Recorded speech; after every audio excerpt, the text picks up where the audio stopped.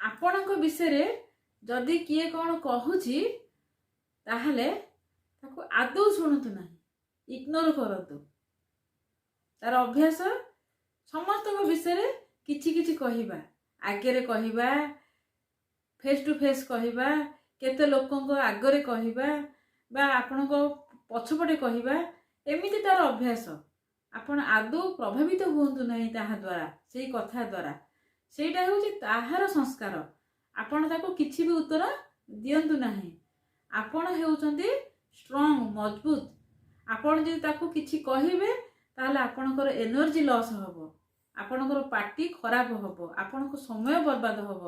ଆପଣ ଯେଉଁ ମନ ଧରିକି, ଭଲ ମନ ଧରିକି ଆପଣ ଅଛନ୍ତି, ଷ୍ଟ୍ରଙ୍ଗ ମନ କରିକି, ମନ ଶାନ୍ତ ହେଇକି ଆପଣ ଅଛନ୍ତି, ବେକାରରେ ତା ସହିତ ପକର ପକର ହେଇ ଆପଣଙ୍କର ଏନର୍ଜିକୁ ଆପଣ ଆଦୌ ଲସ୍ କରନ୍ତୁ ନାହିଁ। ପୁରାପୁରି ଚୁପ୍ ହେଇ ରୁହନ୍ତୁ। ବରଂ ଭଗବାନଙ୍କୁ ଡାକନ୍ତୁ, ଭଗବାନ ଏଇ ଯୋଉ ମଣିଷଟା ଏମିତି ବୁଦ୍ଧି କରୁଛି, ମୋ ବିଷୟରେ କହୁଛି, ଆଉ ତା ବିଷୟରେ କହୁଛି, ତାକୁ ସଦ୍ବୁଦ୍ଧି ଦିଅନ୍ତୁ। ଏମିତି ଆପଣ ଭଗବାନଙ୍କୁ ଡାକନ୍ତୁ।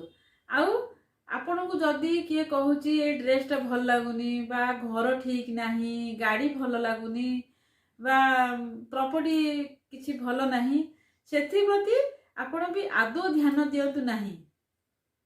ମନର ସୁଖ, ମନର ଶାନ୍ତି ଠାରୁ ଜୀବନରେ ବଡ଼ ଉଚ୍ଚ ଧନୀ ଲୋକ କିଏ ହୋଇନଥାନ୍ତି। ଯେତେ କୋଟିପତି ହେଇଥାନ୍ତୁ, ମନର ଶାନ୍ତି ହେଉଛି ସବୁଠୁ ବଡ଼ ଧନ। ତାକୁ ଆପଣ ବଜାୟ ରଖନ୍ତୁ।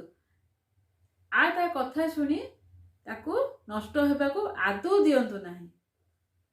ସବୁବେଳେ ଷ୍ଟ୍ରଙ୍ଗ ରୁହନ୍ତୁ, ମଜବୁତ